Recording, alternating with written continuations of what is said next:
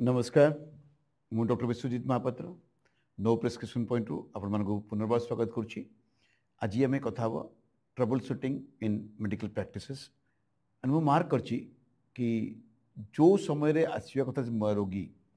से समय आम पहुँची पारती से आसती डाक्तर पाक सतरे किंतु बहुत समय नष्ट कर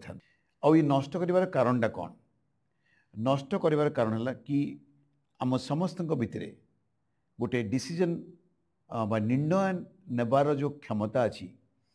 कौटि ना कौटि आम जो रोग हुए कि गोटे असुविधा हो जाए से समय आम ताकू यूज करे ना आम सदा सर्वदा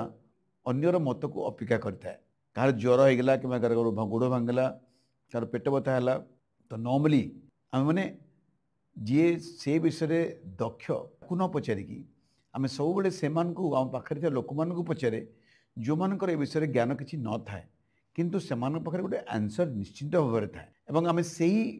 विश्वास से लोक मान कथा मानी आम समय को बर्बाद करते आम एपट जा सेपट जा ये खाईदेवा से दुकान औषध खाईदेवा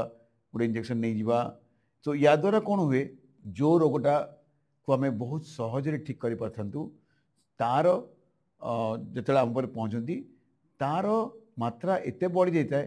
तो आमको बहुत कष्ट कर पुनर्बार ठीक कराया पड़ता है बेले बेले आम लोक को ठीक भी करूँ तेणु डिसीजन मेकिंग जो आप प्रॉब्लम है से निश्चित भाव में आप देखु कि यही समय मत मु कहार सहायता नेबी मो हिसाब से डाक्तर कि जो मान डाक्तरी ज्ञान अच्छी जो मैंने पचारे हुए तो आप सही उत्तर